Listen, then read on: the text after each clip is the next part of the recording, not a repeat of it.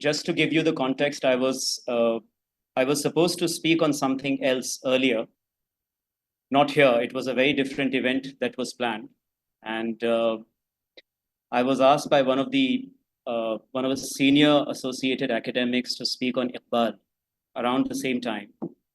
But as it happens in India all the time, the unexpected, expected go together. So that was cancelled for whatever reasons, and then Shahid Sahab was kind enough to press an invitation, as it were, and I had no other option but to kind of impose myself on you this afternoon. Uh, Before I begin, I should I should put on record a few disclaimers so that there is no misunderstanding in the course of this conversation.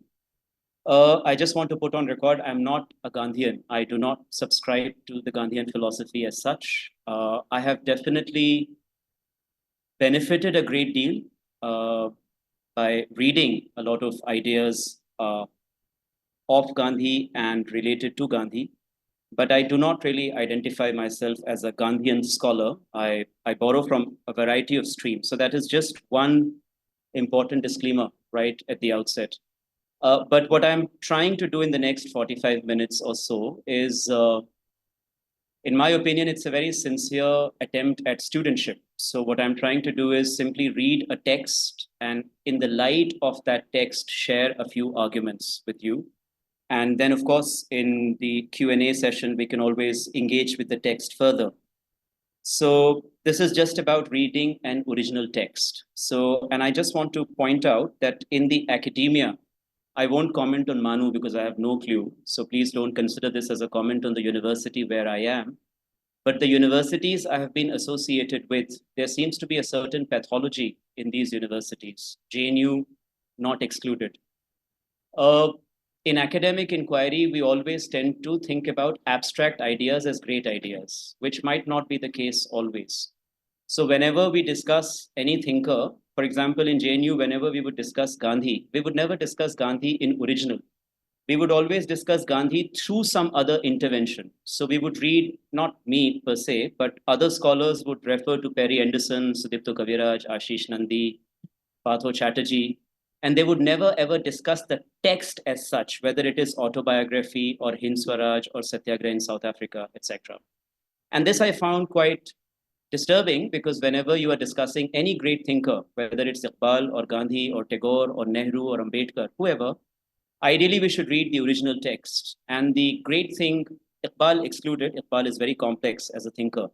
But I think all of these, whether we are referring to Tagore or Nehru, Gandhi, Ambedkar, they wrote in a style which was very lucid. So you read and you understand. There's not much of a difference.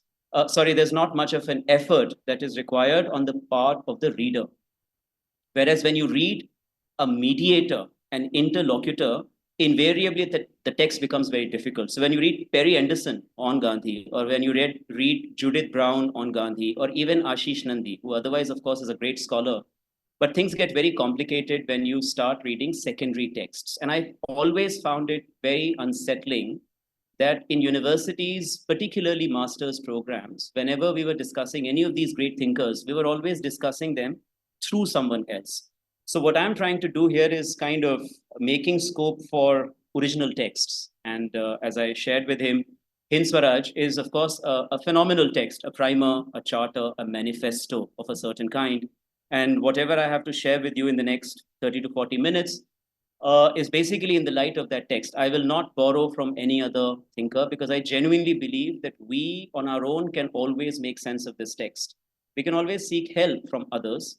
But the way I progress is I start with the original text and then I read commentaries if at all I think there is a need to do so.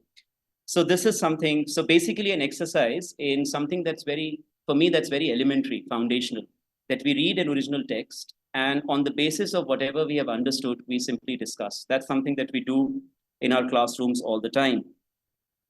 And I also do not, so I said a while ago, I'm not a Gandhian scholar. I also do not want to make this claim, and I think it's an impossible claim to make, that I have studied everything written by Gandhi, because Gandhi wrote like a maverick. He wrote a lot. You have 100 volumes, and it's insane amount of work. So I don't think there are even few people on this planet who can claim that they've read everything and anything written by Gandhi. So I don't mean to sort of at all give that impression that I am a Gandhi scholar in that sense. I've read very little, but whatever I've read, I have definitely enjoyed and benefited. So this is simply an intellectual history. And I do this when I teach a few master's courses. I engage with intellectual history. So I simply engage with different scholars, whether it's Tagore or Iqbal or Muhammad Ali Jauhar or even Maulana Azad. So I just take few original writings and then I discuss them with the students. So what I'm going to do is no different from what I usually do in my academic engagements. And lastly, I will appreciate if the discussion, this is just a request, you don't have to necessarily attend to this, but I will greatly appreciate if the discussion is also in the light of the talk, because Gandhi is also a very controversial figure. And I wouldn't say I wouldn't answer, but I would not want to answer questions that are not necessarily related to what I have to say, which is primarily his thoughts on modern civilization and in general, the idea of self, etc. Right? So this is more of a background. And let me just begin. So I think at the outset, it is important to say that we are, particularly in the times we live in, we are defined by what we remember, right? And how we remember what we remember. And these are times when we must remember, right? Because these are also times of forgetfulness, and there's a lot of virtue associated with amnesia or forgetfulness. But as many great writers tell us, that there is something very human about memory, right? And humans have a very deep, they have a very sacred association with remembrance or memory. So what happens in the case of human beings is that the past and the present always go together. For us, the past is never truly the past, and the present is never really a present. It's always a mixed bag. So, and I think this occasion is about remembering a certain way. There's a great Argentine poet, Borges, who in one of his writings, in one of his reflections, he actually writes, he says, we are our memory. So basically, he's reducing the human essence to human memory. So if there is no memory, then as a matter of fact, we don't exist. So we happen to be our memory. And he says we are that pile of broken mirrors. These are fragments of our pasts that we are. So what we are going to do is essentially, in some senses, also about an act of remembrance. But at the same time, I also want to point out that a calendared remembrance is something that I'm not really in favor of, which is to say that, on the occasion of birth anniversary, death anniversary, and usually in universities, we stick to these rituals. In Aligarh, I was quite annoyed by this, that throughout the year, there is no reference to Sir Sayyid, but on a particular date, at a particular time of the year, it's just Sir Sayyid everywhere. I think Sir Sayyid is so great that people should refer to him all the time, or maybe he's not so great that he should not be referred to all the time. But whatever be one's position, calendared remembrance is something that I am not, as a student, as a teacher, I'm not in favor of. But at the same time, I also believe that we can reclaim the calendar. So there is always a possibility that we use the dates, but we reflect on the thinker a bit differently. So once again, in Aligarh, what we used to do was, and some of you were also part of those initiatives. So what we did was, as opposed to doing a very calendared remembrance of Gandhi, Ambedkar, Nehru, Phule, Tagore, what we did was we ended up circulating readings. So we invited students and faculty members to come together, and we ended up circulating a lot of readings. And then people read, they came and they discussed. So this is how we remembered Gandhi. This is how we remembered Sir Sayyid, Nehru, Ambedkar, and others. So this, I also think, is something in that respect. It's actually a step further. I'm trying to sort of reclaim the conventional. Now, if we are looking at Gandhi, Gandhi, of course, has been a victim of calendared remembrance. I don't think across the year people really talk about Gandhi that much, but it's October particularly, and January, the end of January, because that's when he was assassinated, that suddenly there is a certain kind of a national sentiment related to this figure. But I hope we will be able to do something about it. Now, so just to now think about with you the theme. So this is particularly in the light of this famous text, Hind Swaraj.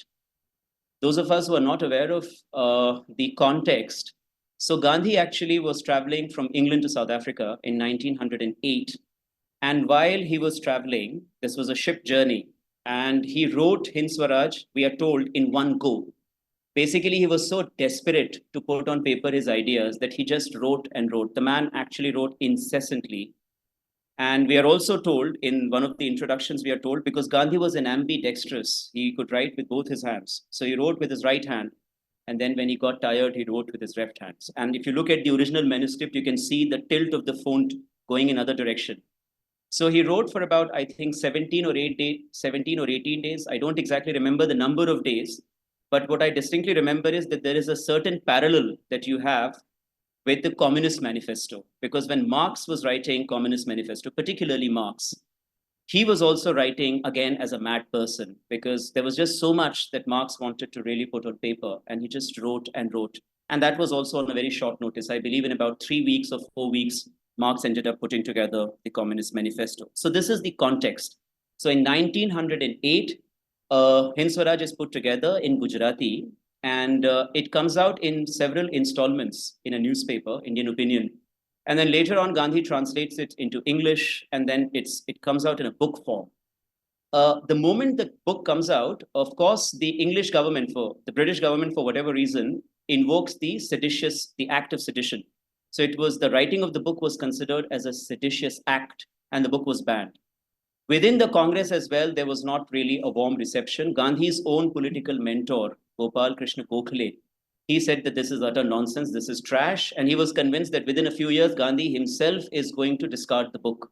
But of course, that did not happen. Far from that, Gandhi actually remained very stubbornly loyal to the text. So this is the context. Now let us look at some of the core ideas in the light of 2, 3 chapters. Of course, I can't speak about the entire book. That's quite a discussion. So I'm primarily interested in 2 questions. One is the question of civilization. And how is the question of civilization associated with the question of Swaraj? Because Swaraj happens to be it's a foundational idea in Gandhian philosophy. So when Gandhi is, if you read this particular text, there are a few chapters in fact, there are 2 chapters in particular that look at the question of civilization. So in the beginning, there's a chapter called What is Civilization? And then towards the end, there's a chapter called What is True Civilization? So Gandhi is taking his audience, his reader, through an entire journey. And then he has several other chapters. So I'm interested in these 2 chapters, what is civilization and what is true civilization. And then following that, I'm interested in 2 chapters, which are quite interesting and very thought-provoking. The chapter on lawyers and the chapter on doctors, basically lawyers and doctors, right? So he has some very nasty things to say about lawyers. My apologies to LLB students in advance, right? So let's begin with his idea of Swaraj. Now, so if you look at the context again, he's writing in 1908, and Swaraj is basically a word that has already acquired a certain currency in the subcontinent. Now, Gandhi is not here. Gandhi is not in India. He's not in India for the next 6, 7 years, but he's definitely aware of the core political threads. So if you look at the early 20th century Congress pitch, Swaraj is a very important part of that pitch.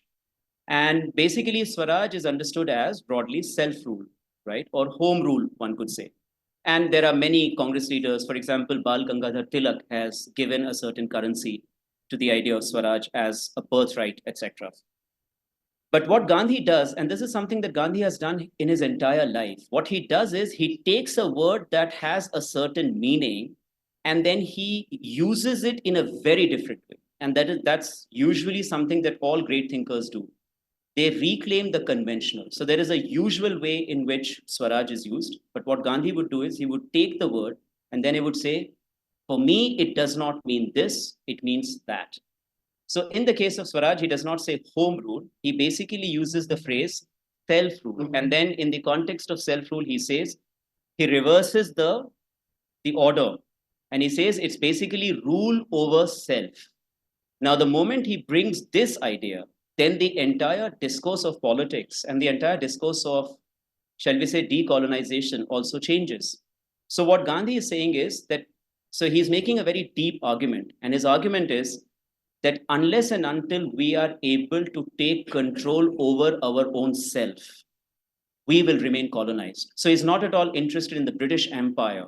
The British Empire is not the ultimate villain. The ultimate villain is a certain indulgence, as a result of which people are not able to take control over their self, So Swaraj, according to Gandhi, is not self-rule, but rule over the self. Now, this is a very interesting concept. And mind you, this is something that has not really been articulated before him. In the idea that unless and until we are free from within, we will not, or we can say, unless and until we are free from within, our claim for freedom is actually a shallow claim. There is no moral force in that. So this is why many thinkers, many subsequent writers have said that for Gandhi, self becomes the ultimate site of decolonization politics. So he's centering everything on the self. And his argument is that unless and until we are able to take control over our own self, we will not be able to do anything about decolonization. So whatever, and this is also a certain kind of a comment on the kind of politics that is going on in India at that moment, because there is actually nobody who's thinking about inner self or a free self. I think the only thinker who is thinking along these lines roughly around the same time is Tagore. There's a great essay by Tagore called The Spirit of Freedom. And in that essay, Tagore also writes exactly the same thing, though from a different vantage point. He's talking about freedom, Gandhi is talking about Swaraj. So Tagore writes in this essay, there are many other arguments, but one of the core arguments is, he says, and this is around partition of Bengal, and he writes that freedom is not a thing of external circumstances, meaning freedom is not something that I had, and then you came and you took it from me, and now I have to take it back from you. It's not some sort of an external commodity that I could take from you. And then he writes that freedom is something that needs to be realized within, right? And that becomes a very important moment, because freedom is not something that needs to be taken, but freedom as a matter of realization or a certain kind of consciousness.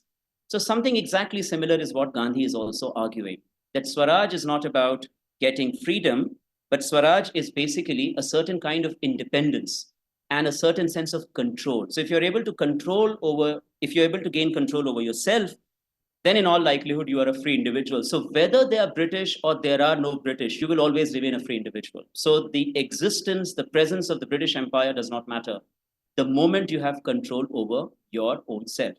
And if you do not have control over your own self, even if the British were to leave India, it would not really amount to true freedom, or shall we say true emancipation. So this is the idea of Swaraj. Now, when you get to the idea of civilization, Gandhi has serious issues with the idea of modern civilization, right? Very often people say Western civilization, but I will not use the word Western civilization because it's a different conception. Western is more of an epistemic reference, but modern is more of a temporal reference. So Gandhi is absolutely clear that Western civilization is not the civilization that is healthy for the human race. Sorry, modern civilization, my apologies. So modern civilization is not a civilization that is healthy for the human race. And he has a range of arguments. For example, one of the arguments in the beginning is that this civilization is all about bodily welfare. So it's a civilization that is simply talking about bodily comfort. It's a civilization that is all about convenience. It's a civilization that is all about indulgence. So, and he goes on explaining that whenever we think about the achievements of modern civilization, what exactly are we thinking? We are basically thinking about transport, we are thinking about technology, we are thinking about industrial production, essentially machine. And Gandhi has a problem with not machine as such, but a certain situation wherein machines end up encroaching upon our individuality, something that we are seeing now with automation, machine intelligence, etc. So Gandhi as such does not have problem with machine, but when we get so much used to machine that we begin to lose out on our individuality, our human essence, that is when machine for Gandhi is bad news. And he believes that the modern civilization is introducing machinery to an extent that it has almost become a certain kind of an ailment. It has become a pathology. So he says that this civilization is just about making things easy. So if a civilization is all about making things easy and convenient, then that is for Gandhi problem, because this goes against the fundamental idea of human labor. And Gandhi wants human labor to remain as dignified as it ever was. So this is something that he has to say about the modern civilization. And then he also says that, some of the stuff that he has to write, and if you read that chapter, you would get a sense of, uh, you would get the sense that Gandhi is almost writing as a prophet. There's a certain prophecy there. So he's writing all of this in 1908, but you read that chapter today in 2024, and you get this feeling that Gandhi is seated next to you and writing, because these are basically our times. So when he writes, in some of the same reflections, he says that I won't be surprised that there will be a time when people will press button and things will happen. Now he's writing about it in 1908. And remember, back in the day, people are not thinking about what technology would lead to. But Gandhi, being an extraordinarily perceptive thinker, he's drawing our attention to the ills of technology in the future. So, and if you think about all of this, for example, what does this, if you think about the platform economy, if you think about all these apps, app-driven world, what exactly does it do? It creates a culture of convenience. It creates a culture of laid back human existence.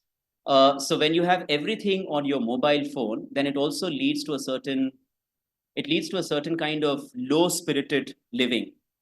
So Gandhi is also talking about how these new conveniences, they are going to create all kinds of issues.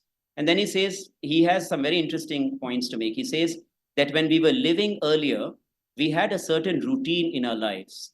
But what happened as a result of this civilizational progress is that the routine is completely gone. It's gone for a toss. There is no routine.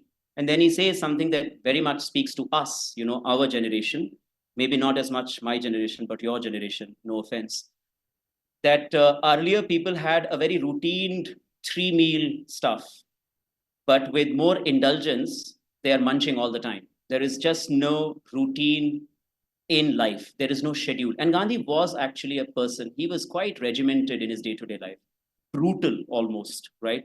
Very particular about when to do what. He was a man who was absolutely clocked in his day-to-day existence. And he believes that what the modern civilization is doing is that it is creating possibilities for us to not follow a routine and to indulge and to completely deviate from the actual course of human day-to-day existence. So this is about, again, in terms of dietary practices, things go all over the place, and that would lead to all kinds of health-related concerns, etc. So he talks about a range of things in terms of these interesting day-to-day examples. Then something that he does not speak about, but those of us who are from sociology might see a parallel. In the 20th century, when we do critical Marxism, we do sociological theory in the 20th century, and we read the likes of Herbert Marcuse, for example, Herbert Marcuse, Adorno, Horkheimer, they talk about something called false needs, particularly Marcuse, false needs. So there are primary needs, there are basic needs, and there are false needs. And what Gandhi is saying is that the modern civilization is actually premised on false needs. It completely distorts our understanding of needs and requirements. So whatever we are thinking we need is actually not a basic need, it is a false need. And modern civilization is all about creating an entire universe of false needs. And definitely Gandhi is writing about this about approximately 30 years before the Frankfurt School people are writing. So yeah, so no routine, false needs. And then he says that this is basically, again, a very powerful religious argument in a very specific sense. He says that the modern civilization is basically a civilization of irreligion. He says it's a satanic civilization. He says this is a civilization that is only going to contribute to more immorality. And why will it contribute to more immorality? Because human beings will be further distanced from their essence. They will not be doing what they ideally should be, which is labor, physical work, etc. So he calls the civilization as irreligion. So this is the context in terms of civilization. Now that is what he calls the modern civilization, which he calls a disease. It's not really something that he's happy about. Of course, there is criticism, but I'll come to that later. And some of the scholars at that point of time, they put on record their disagreement with Gandhi, but we'll come to that maybe later. And then he goes after lawyers and doctors, the two professions that he believes are absolutely central to the workings of modern civilization. And he has some, it's a very short chapter. It's just about page and a half.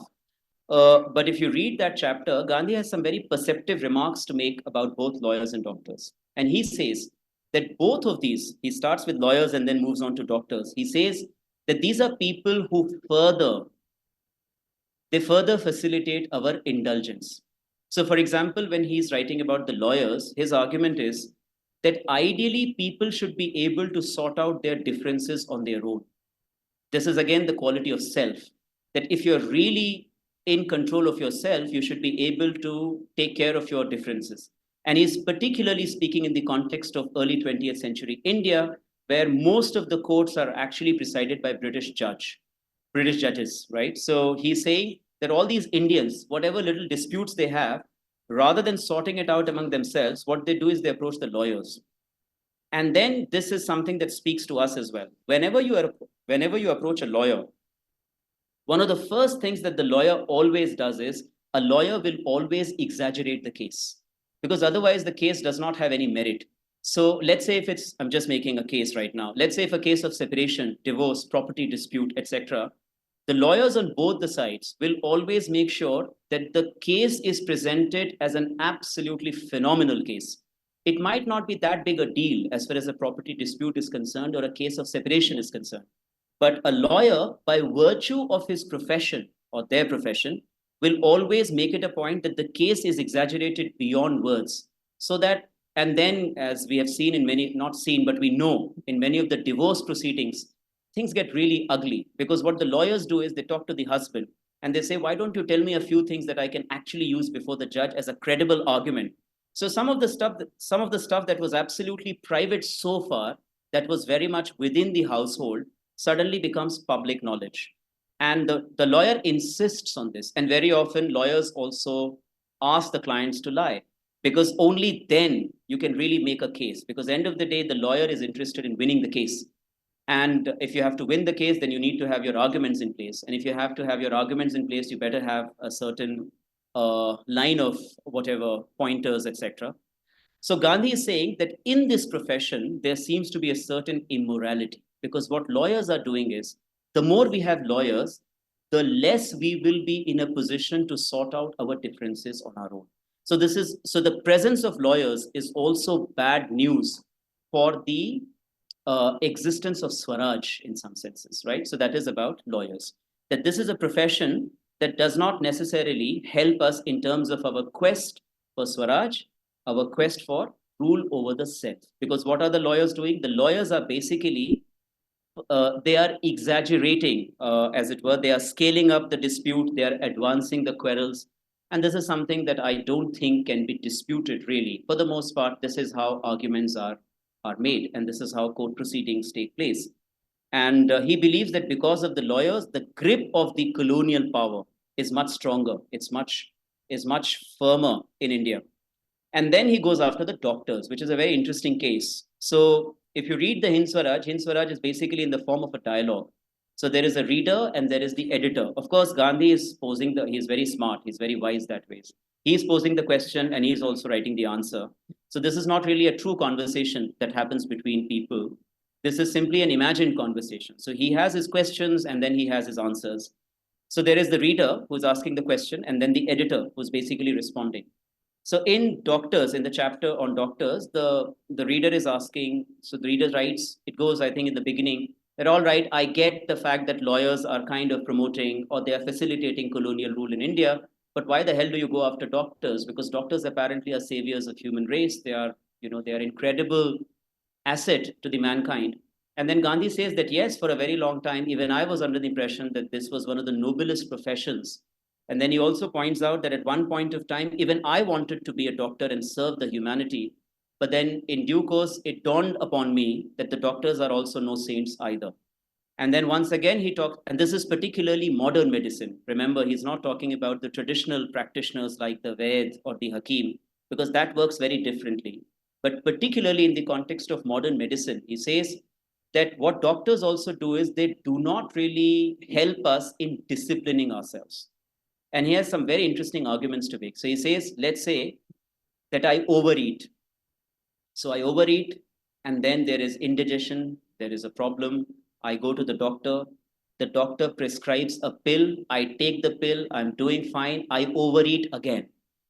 And this is the cycle that Gandhi is referring to. And while in our own house, for example, you might get all kinds of ideas about my family, but in my own house, whenever there is a stomach upset, people don't go to doctor. They already know the medicine because they have been perennially sort of under this whatever thing for a long time. So they know, and nobody is really thinking about what did I do as a result of which it happened. And I should not be saying this, but in many Muslim weddings, people go to weddings with a metrogel in their pocket. So they eat as much as they can. And then once they are done with that, they take metrogel and then everything is sorted. Now, what Gandhi's argument is that basically you should not overeat in the first place. That's the first indulgence. Now that you have overeaten, you should have realized that you should have never done that. But again, that realization will never dawn on you because the doctor is helping you in that indulgence. The doctor never really bothers about what lifestyle issue there is, what fundamental deviance is there on part. The doctor is simply aware of a particular medicine on the basis of his training as a doctor. The doctor recommends, prescribes, you take that medicine, you're doing fine, but you will overeat again. And Gandhi's position is that ideally we should never overeat. There is a certain regime, there is a certain way of living life as a human being. And if we deviate from that, then of course there is disease, ailment, illness, etc.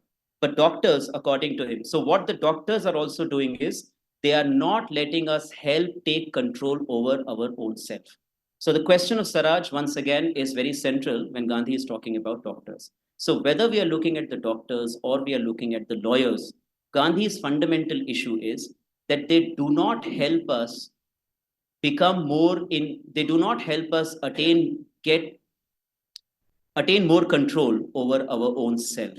They actually help us indulge. They actually help us become more relaxed and complacent about this loose self. Now, once he has talked about all of this, right? Of course, there are many other arguments, but then he comes down to this idea of true civilization, and that's the last chapter that I am going to speak about. Now, when he says that there is an idea of true civilization, I must put on record that Gandhi is exaggerating the idea of Indian civilization. Indian civilization is not really as glorious as Gandhi would have us believe. There are all kinds of serious issues with Indian civilization if you look at it from the vantage point of caste and gender, particularly. So if you speak to Ambedkar, Ambedkar would rip apart Indian civilization. Ambedkar does not believe in the idea of Indian civilization. Ambedkar believes in the idea of Indian nation, right? Where you have rights, where you have social contract, etc. But anyways, so when Gandhi is talking about civilization, he makes this argument that Indian civilization is the ultimate civilization, which has a certain continuity and which tells us a lot about dynamism, depth, etc. So what is a true civilization according to Gandhi? A true civilization according to Gandhi is one that helps us become better human beings, or that, to borrow from Gandhi, to elevate our moral being. That is what Gandhi believes.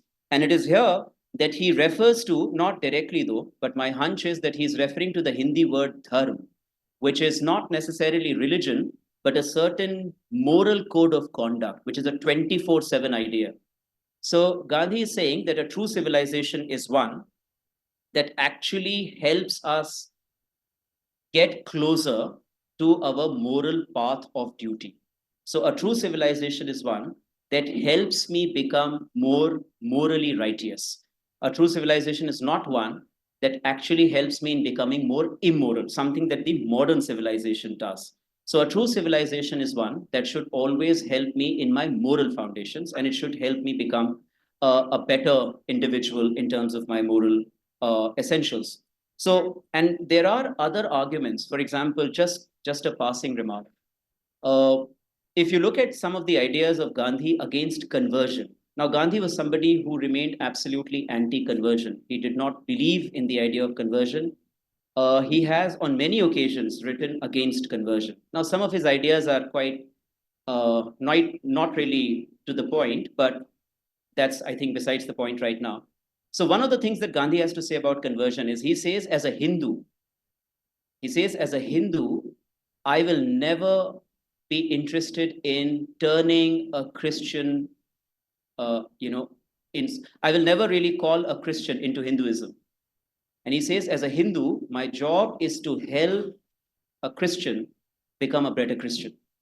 And then he also says that my job as a Hindu is to help a Muslim become a better Muslim. So this is an absolute anti-conversion pointer.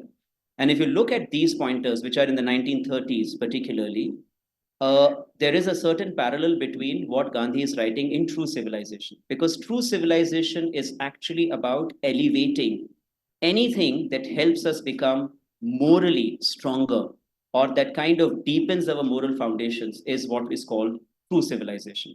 So, whenever we are looking at the idea of Swaraj and we are looking at the idea of civilization, or we are looking at the idea of, for example, service in that regard, uh, the more I think the core reference is self.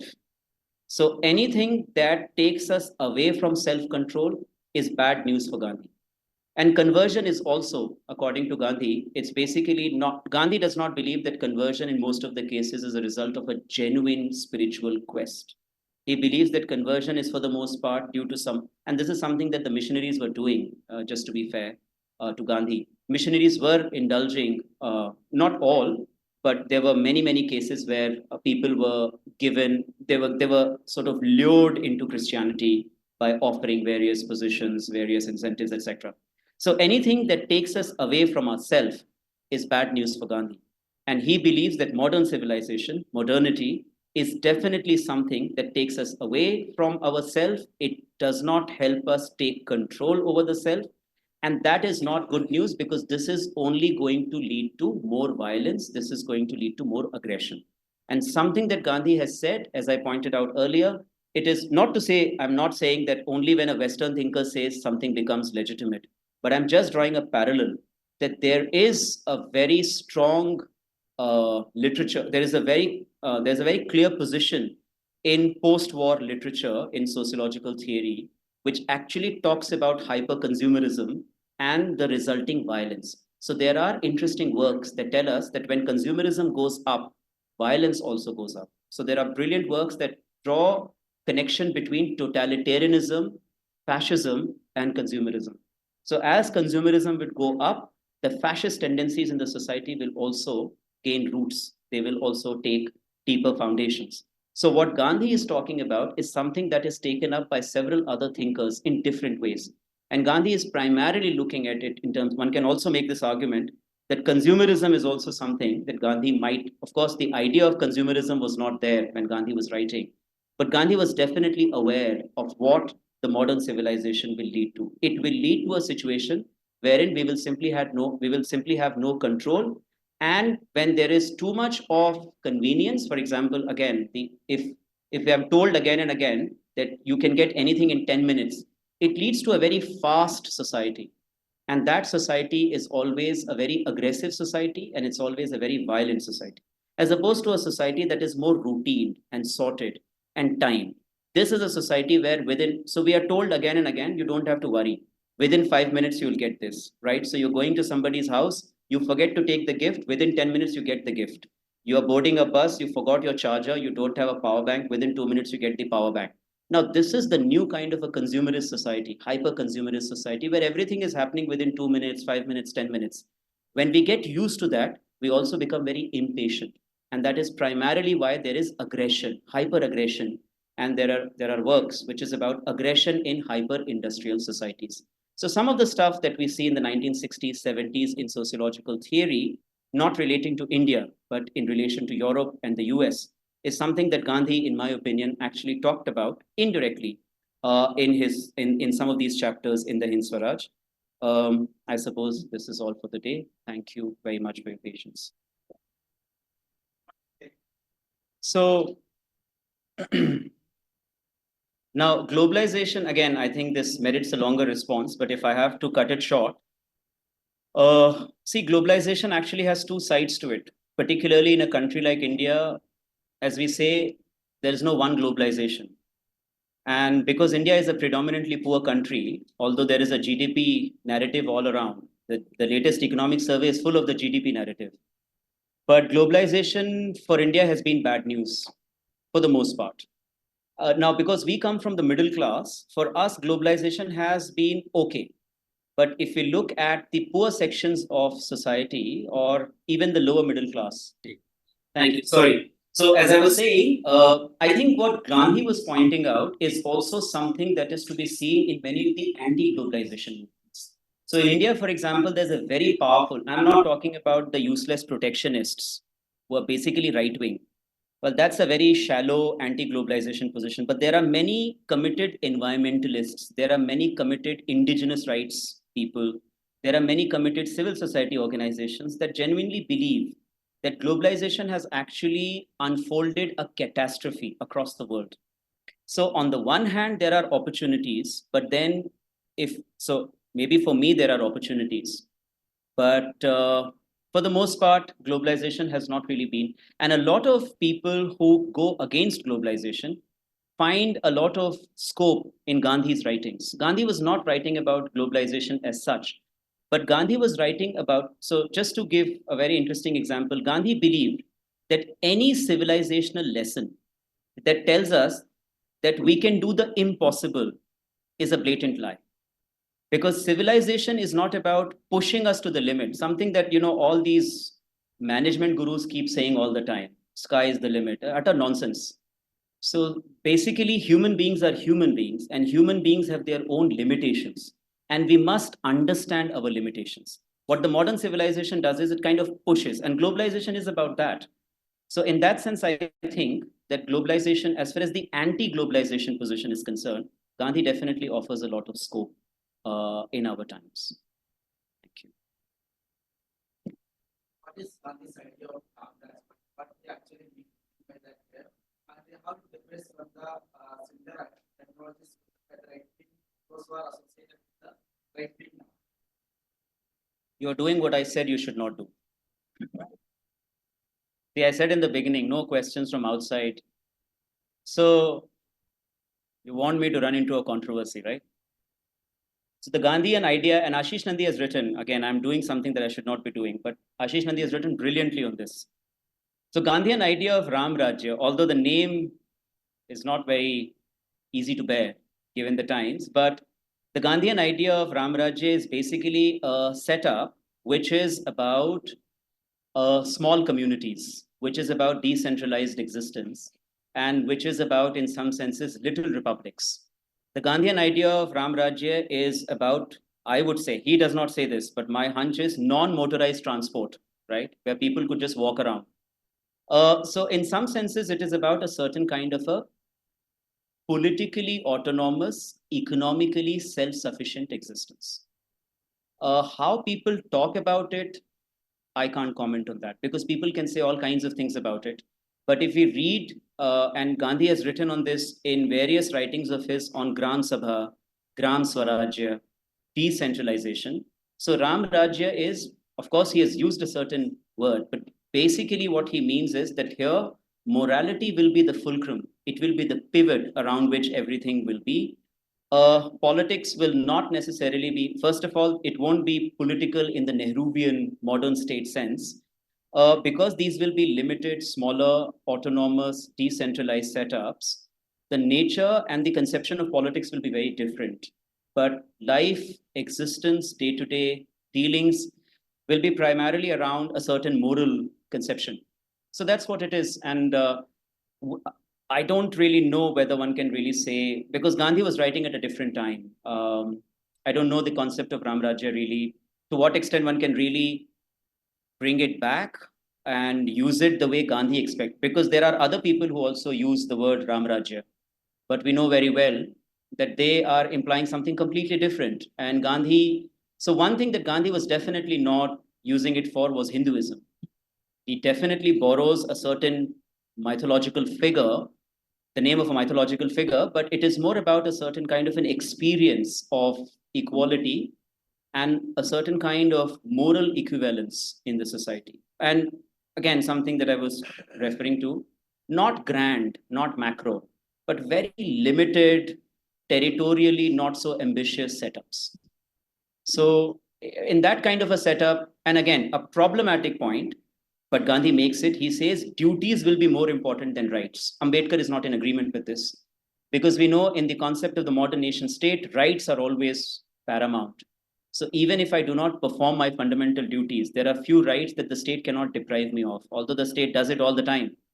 But as far as the book goes, the theory goes, rights are always more important than duties. But in the Gandhian conception, duty is always very important. And because of that, Gandhi ends up doing a lot of things that did not turn out very well for him. For example, his defense of the Varnashram system is all on the basis of primacy of duty.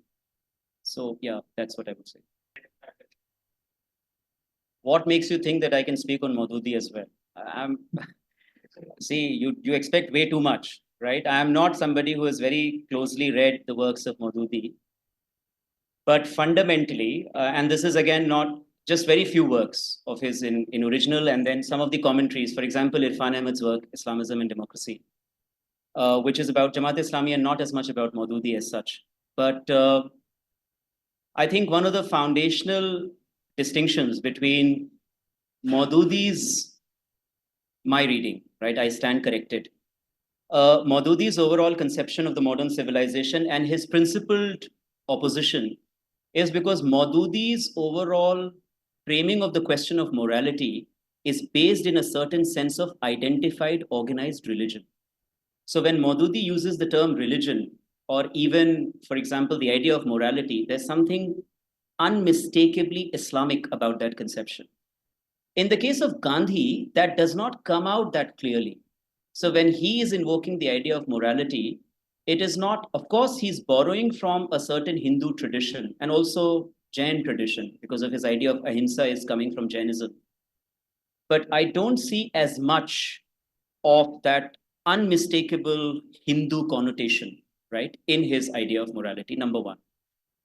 Gandhi did not live that long. I think these are, in some senses, one could say they are contemporaries, but they are not really, because Maududi he lives way beyond a certain development in the subcontinent. And if you look at Maududi's biography, there are all kinds of turns and changes in his overall demeanor as well. So, for example, there is a certain position that he has at one point of time in relation to the nation state. Maududi is anti-nation state. The idea of the nation state does not appeal to him. He's very much in favor of a certain kind of an Islamic state. And he is thinking a great deal about Pakistan emerging as, this new nation. In fact, Maududi is somebody who's also approached by, I wouldn't say approached, but Iqbal meets him once or maybe twice. And Iqbal, again, just what we've read, Iqbal is not very impressed. And maybe Maududi isn't impressed either with Iqbal. But these guys just meet once and they have some ideas about some think tank that they want to put in place where, they will bring together the Islamic and the modern. And Iqbal, I think some secretary of the Muslim League facilitates this meeting. Maududi is a young journalist at that point of time. Iqbal is already an established poet philosopher. But just to go back to what I was saying, Maududi lives a little longer and he can see the trajectory of politics in South Asia. Gandhi dies, Gandhi is killed 1948. Gandhi does not live for another 10 years. Had he lived for another 10 years, I don't know what all he would have written about politics, modern nation state, democracy, citizenship, representation, etc. But because Maududi lives, he has some other important arguments to make in terms of representation, citizenship, contract. And Maududi is, after a point, not necessarily anti-nation state. And that is also the case with the Jamaat Islami, that, now the movement is very much pro-democracy. The movement is invested in electoral politics. And if you look at the inception, it was not. So I would say the question of morality, and then so when Maududi is questioning modern civilization, and not just Maududi, if you look at some of his very staunch followers, very principled followers like Dr. Israr Ahmad and others, they are also looking at the modern civilization strictly from a very Islamic vantage point. And not, so Gandhi is, again, not to say Gandhi is better or they are not. That's not really something that anyone should be interested in. But Gandhi is operating from a very different vantage point. There's something very organic about his thought. He's actually a man of the roots, or he definitely became a man of the roots if he wasn't one in the beginning. So that is a distinction that I see. That in the case of Maulana Maududi, there is something, he's quite theologically very sound, although it does not come across that clearly in his writings. He's more of a, and what an extraordinary flair with which he would write. You know, such, कहते हैं ना रवानी, जो कलम की उनकी रवानी है. But that's something that is almost unparalleled for a very long time. But when he has issues with the modern civilization, his register is very different. And he is talking about, you know, he's pitching Islam against the modern civilization.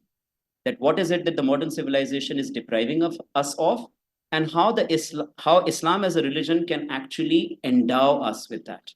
This is the usual pitch, right? And this goes on for quite some time. In most of his booklets in relation to religion, in relation to politics, in relation to culture, basic stuff. But again and again, he's saying, what have we lost because of modern civilization? And what is it that we can gain through Islam if we were to follow some of the dictates of Islam? So that's what I would say. I definitely believe that there is a lot, that it offers a lot of potential, but there are also issues in Gandhian philosophy. So today was just about celebrating Gandhi. When we criticize him, that's a different session. We can always rip him apart. But yes, just to be fair to the politician thinker, there is definitely a lot of scope as to why it is not being followed. I don't know. Maybe it requires too much because it requires a lot of disciplining. It requires a complete altering of priorities. For example, a typical Gandhian might be living life very differently, and I don't see. I'm speaking all kinds of things about Gandhi lessons and whatnot. If you ask me, I can never live like what Gandhi expects from me. So Gandhi requires a lot of sort of soul-stirring transformations, very massive transformation. Definitely offers, but as I said, that it's a mixed bag. Right now, we are only looking at some of the aspects which seem quite spectacular, but there are also, for example, feminists have serious issues with Gandhi because of the way in which Gandhi would project the feminine. Dalits have serious issues with Gandhi, and there is already a question waiting, Gandhi on the caste system. The Hindu right has an issue with Gandhi, but I'm not interested in that criticism. Marxists have serious issues with Gandhi because he was always considered as a friend of the capitalists. Muslims also, a particular section, I wouldn't say it's really prominent, but Muslims also, there's a kind of common sense. In my own extended family, people say Gandhi was responsible for partition. They have not read anything. They don't know anything about partition. They don't even know when exactly the cabinet mission met, etc. But you know, with so much conviction, they say Gandhi was responsible. So there's a certain discontentment among the Muslim community as well. So as I said, there are different criticisms, but some of these criticisms are genuine. For example, the feminist criticism, the Dalit criticism, and to a certain extent, the Marxist criticism. But other than that, I think it's not really the Hindu right criticism, the Muslim criticism. I really don't see there's much of a scope. But just to, so there is scope, just the way there is scope in Marxism as well. Communism, you said. Although there are not many takers of communism, I don't think communism has any takers right now. It's a poster. It's not really anywhere. Does not have takers in JNU. Forget everything else. So, but yes, definitely it offers a lot of scope, provided that there is an intelligent borrowing from the school of thought. So there is a question relating to the caste system, and I was expecting this. Gandhi supported caste system and how decentralization can be achieved when most of the power in terms of social and ritual remains in the hands of Brahmins. See, this is what I was afraid of, all kinds of out of the syllabus questions. But of course, I will not defend Gandhi. Gandhi was, although I think I can offer an explanation, but I don't think this is really the time. Gandhi was a supporter of the Varnashram system, but he believed in a very different conception of the Varnashram system. Of course, decentralization will not work, but the Gandhian idea of decentralization will work because he believed in a certain kind of a roster-driven labor. That today I'm cleaning the toilet, tomorrow I might be giving a lesson on the Rig Veda. And for Gandhi, I am absolutely capable of doing that. So in his ashram, it used to be the case that today you are in the kitchen, tomorrow you are attending to the livestock, day after you are in the prayer hall, then a day later you are cleaning toilets. But again, this was only happening in the ashram. Whenever these people would go back home, they were once again casteist. And that's the Ambedkar's critique. So yes, decentralization might not work if caste system is upheld and if casteism has strong grips on the social fabric. So I don't think anyone can really defend caste system no matter what. But I would still suggest that we read what Gandhi has to say on the Varnashram system and not simply get carried away by a certain kind of Ambedkar Gandhi polemics, because people always think that Ambedkar said this, Gandhi said this, and because Ambedkar was right, Gandhi was wrong. I think as students, we should not really operate with these binaries. We should think about both the sides, and then we can always take a position. That's not a problem. But to simply dismiss one of the sides is perhaps not the right spirit. It's perhaps not the right move for any student. Yeah. So that was the only. So again, this is, you see, post-colonialism is, if we are looking at Fanon as a very powerful post-colonial thinker, and particularly his work Wretched of the Earth, which is quite a phenomenal sort of commentary. Again, I think Gandhi's position is, so Gandhi, when he speaks about non-violence, and this is also off the talk, by the way, this is not part of the talk, but when he speaks about non-violence, he's not, and he makes it very clear in several of his writings, that non-violence is not absence of violence, right? Non-violence is it's a position, it's a matter of choice. So any non-violent person, for Gandhi, is well in a position to be violent. And he writes that satyagraha, non-violence, is not the tools of the weak. He says that these are people who are, so for example, I am in control of the situation and I can be violent to you. And there is a famous conversation that he has with Irwin, where he says that, you cannot rule over millions of Indians if they do not want to be ruled over. Well, that's the typical Swaraj argument. If I don't want you to have a certain say over me, you will never have a say over me, no matter what, right? So when Gandhi speaks about non-violence, it's basically a position. It's not that there is no violence. Violence is there. I can indulge in violence, but I decide not. So in that sense, he kind of goes a bit further than the classical Jain conception of non-violence. In Jain conception of non-violence, that active choice is not as clearly articulated. Gandhi pushes it. Now, when it comes to Fanon, and not just Fanon, but in the radical left sort of understanding of violence, there is a certain understanding that the violence by the oppressed is right, and violence that is carried out by the oppressor is not right. And this is the typical radical left position. Gandhi held a position that is counter to it. So for example, in relation to Palestine as well, at one point of time, he pointed out that the Palestinians, so he has different positions, but there was a point that when he says that the Palestinians should actually not really become violent in relation to their assertion. And Faiz wrote a long poem where he criticized Gandhi.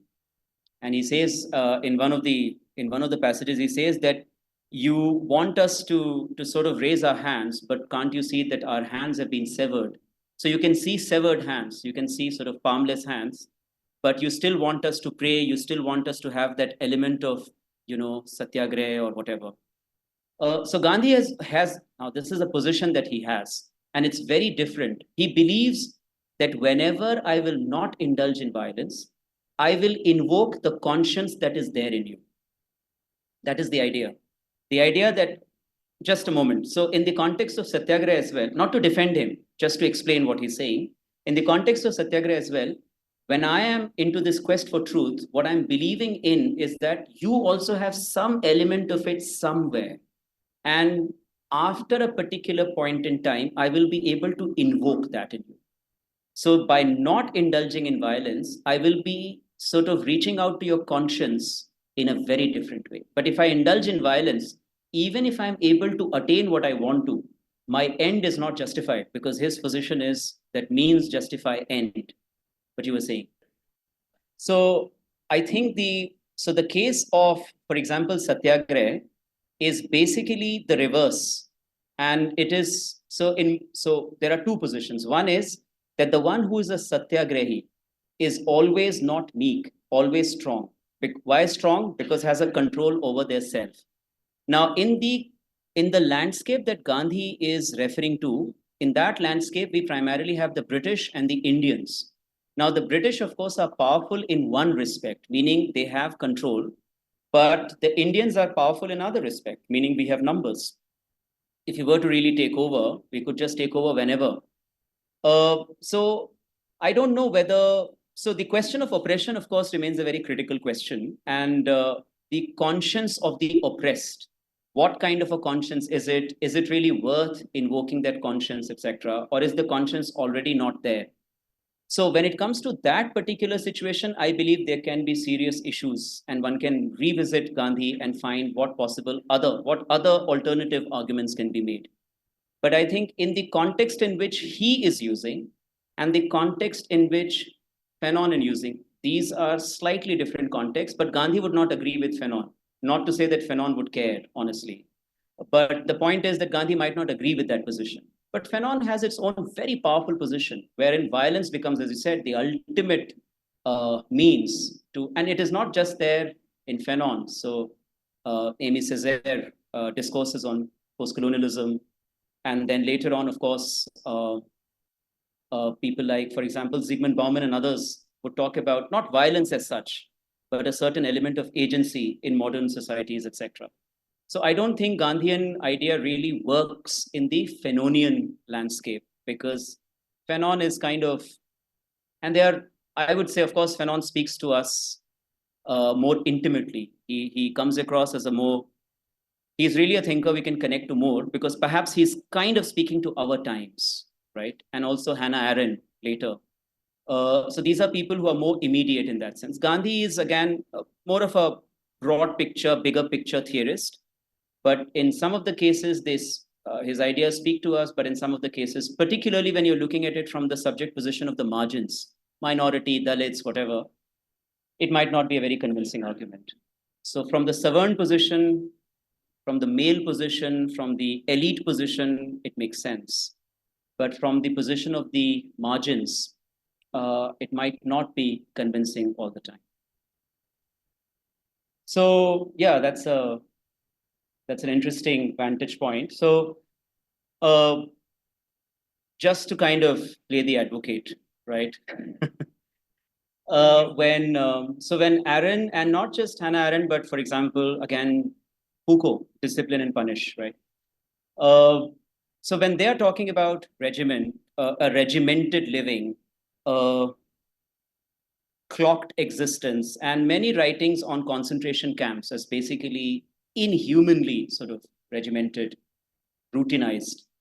I think this is a very different conception of routine, which is, it's not a routine that the person is really a part of. It's a routine, for example, in totalitarian regimes, in bureaucratized setups, there is also a routine.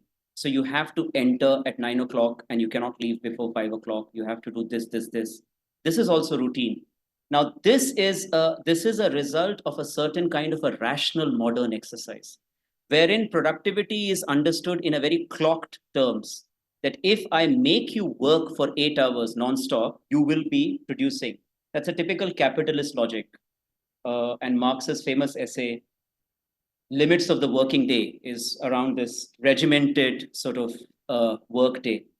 When Gandhi is talking about routine, he's talking about something that has been part of the human race in terms of its proximity to nature. So, for example, if we think about something like circadian rhythm, the day and night cycle, and a certain kind of a lifestyle that is in tune with that.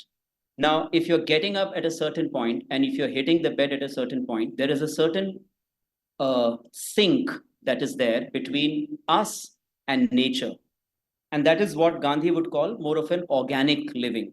Now, that routine is not regimented, but it is something that is more about a self imposed discipline. So, one is, I on my own decide that I will have 3 meals a day, I will work for 2 hours a day. And Gandhi was himself quite regimented.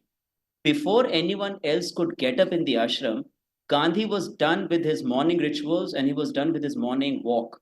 And by the time others would get up in the ashram, the man was already writing responses to the letters. He was on his desk. He was exceptionally regimented. The Congress session is going on. He would lie down in a corner and sleep for 20 minutes. It might be some heated discussion on anything, but Gandhi's regime, his own regiment, his own routine. So he is as routine because very, very violent in terms of the stubbornness. But maybe what he's, again, I'm just speaking on his behalf, I don't know. But maybe what he's trying to point out is that this is more organic. That's something that we used to do. And I think if we compare ourselves with, let's say, not to kind of indulge in any romance of the previous generation, but the previous generation definitely had more stuff in sync with the organic sort of cycle.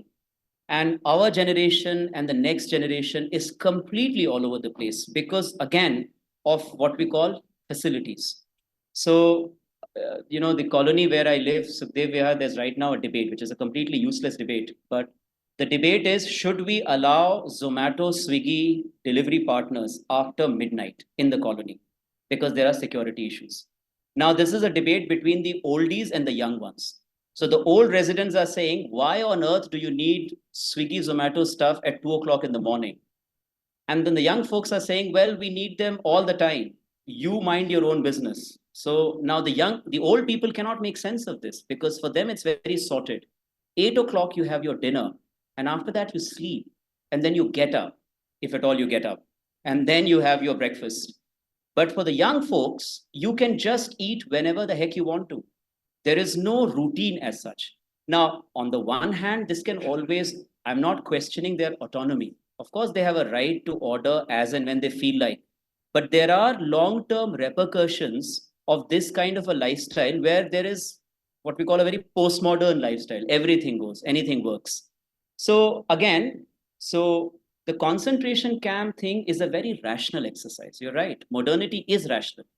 But this rationality has also been questioned, not by Gandhi per se, not that I'm aware of, but definitely postmodernists have questioned the rational claims of modernity. And the routine, which is, so one is the routine that is imposed, and the other is the routine that I adhere to. And Gandhi believed that in the Indian civilization, there was a certain routine that people adhered to. Now we can question that the untouchable had a very different routine, had to really work hard, whereas the Brahmin was having a great time all the time because of that routine. The women were really down the drains, whereas men were essentially quite sorted in that ancient Indian civilization. But I don't want to go down that road. That's a different discussion. But I think, yeah. So the question is, considering the significant epistemological divide between Gandhi, I knew it, Gandhi, Ambedkar. Is it reasonable to claim that both envisioned a similar state of what shared ontology, what Dipankar Gupta refers to as iso-ontology, given Gandhi's idea of true civilization as a moral path of duty, and Ambedkar's concept of fraternity in the Buddha and his Dhamma?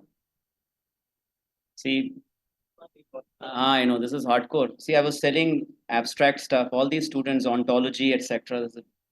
High-end stuff, scary stuff. But anyways, he's our own friend student. So you see, again, I don't know whether Ambedkar, and there are several political philosophers who make this claim that Ambedkar and Gandhi can need to be looked at together. I don't know if there is really a possibility of a conversation because there's a great book. You referred to Dipankar Gupta, but I will refer to a better book, which is, and I think I taught that in the MA course. It's called The Flaming Feet, which is, I think, I'm not able to remember the name of the author, but he makes this interesting argument, self-purification versus self-respect. So while Ambedkar was operating from the vantage point of self-respect, Gandhi was operating from the vantage point of self-purification. And these are very different vantage points. I don't see any possibility of a conversation, although Gopal Guru has written on this, the ethics of dialogue in Ambedkar as in relation to Gandhi. Valerian Rodrigues has also written about this. But I do believe that Gandhi and Ambedkar were looking at two different, maybe the idea was the same, but I think the strategies that they had in mind were remarkably different. So Ambedkar's strategy is annihilation, whereas Gandhi's strategy is reform. And that's where I think the difference is. So of course, I'm not really of that consequence, but I believe that, this is not really, these are two different conceptions of, yes, Dr. Nagaraj, thank you. So the Flaming Feet is essentially a wonderful work that tries to kind of reconcile Ambedkar and Gandhi. Then just one more. Gandhi talked a lot about equality. Even our preamble envisions equality. How do you see the rampant institutionalized inequality? For example, even in central government institutions, there are employees with a salary of 2 to 3 lakhs. See, that's what I said. It's just going all over the place. I'm not a development economist, my friend, but what can I possibly say? There is rampant institutionalized inequality. We need to do something about it. That's all I can say. I of course, will be the last person to defend it. And see, wage inequality is something that will always be there. I don't really think so. In a society, you will always have people at higher wages and you will have people at lower wages. That's something that we cannot do anything about. But that inequality should not be as stark as to kind of leading to a certain kind of deprivation, starvation on the one hand, and indulgence on the other. There is no society where you will have equal wage. Well, equal wage on the basis of gender is something that, of course, women's rights activists are arguing for. But you can't really say that in a society everyone should have equal salary. I really don't think that's an argument that merits any discussion. But yes, if there is inequality within a particular slab, so say, for example, if a woman employee is getting less, if a Dalit employee is getting less, well, that's definitely a case worth fighting against. But you will always have different salary structures, different salary slabs. There is something called career progression, and it happens. But stark inequality is there in India, not in terms of salaries, but in terms of assets and capabilities, particularly. Yeah. देखिए, गांधी पूरी तरीके से एक patriarch हैं, unapologetically, और अब इससे ज़्यादा मैं और कुछ कह नहीं, इसी की बुनियाद पर फेमिनिस्ट का क्रिटिक है, because Gandhi, when he decided to undergo celibacy, when he took this celibacy vow, this was essentially a decision that was his, and he imposed his decision on Kasturba, which women's rights activists say is absolutely ridiculous, because this is again a very age-old, it's a very age-old religious position, which is that women are source of error. They are a source of deviance. They're a source of temptation.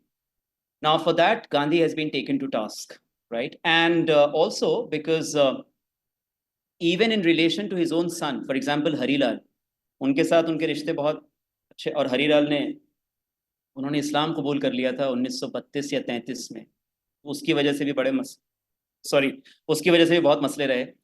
But family का जो conception है गांधी का, वो एक typical Indian Hindu joint family का conception, because once again he believes in the idea of duties, और joint family is all about duties. Joint family में rights का कोई कॉन्सेप्ट है नहीं, क्योंकि joint family is it's a classic case of hierarchy within the family structure. और ब्रह्मचर्य को लेकर के, I just to not again to defend, but basically his position is, and he's written about this in other interviews of his, that he's realizing that he's not able to get an actual control over himself because of his bodily desire. And he wants to, it's almost like fast forwarding sannyas, right, in some senses. So he realizes, and there are some crazy experiments that he does in the 1940s, for which he's of course ridiculed. And there are people who have written in favor of it, or let's not say in favor of it, but who have tried to explain it. N.K. Bose's famous work, My Days with Gandhi, is about that Noakhali chapter in his life. But most of the people are not very happy about these experiments of his that he ended up conducting. But I think, he was, for the lack of a better word, eccentric. And he ended up doing a few things that were not really called for. Yes. Take some questions on tea. Just the last one. Sorry, I'll just. Don't be the lawyer that Gandhi has issues with. As simple as that. So, see, again, this is not, see, for example, there are doctors who have been accused of rape right now in Kolkata gang rape case, right? But there are also doctors who've been saviors of human race and they've done extraordinary job.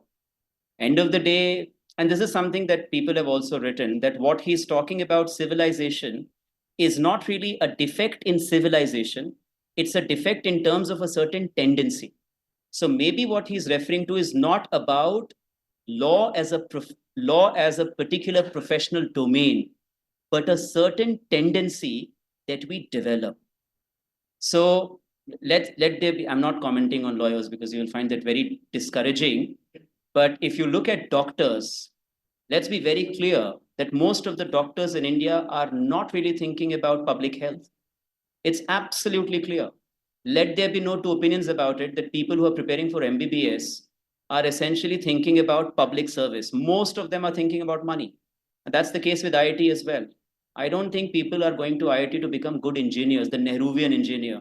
They are simply thinking about the pay package, right? And there is something phenomenally wrong with that.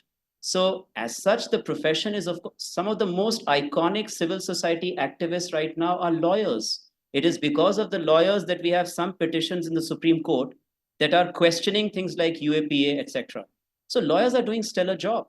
End of the day, we have, and I'm sure Gandhi will not really mince his words when he sees the kind of work that some of these extraordinary lawyers, the stuff that they have done, stellar stuff in the Supreme Court, High Court.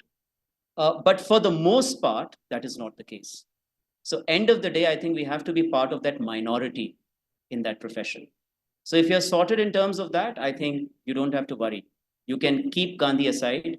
Gandhi can say whatever the heck he wants to. You do your work and become an inspiring lawyer. And if you take up cases where genuinely you see that there are human rights violations, etc., well, you are the lawyer of the day. But if you also fall a prey to a certain temptation, then I believe Gandhi is also writing about you. Thank you.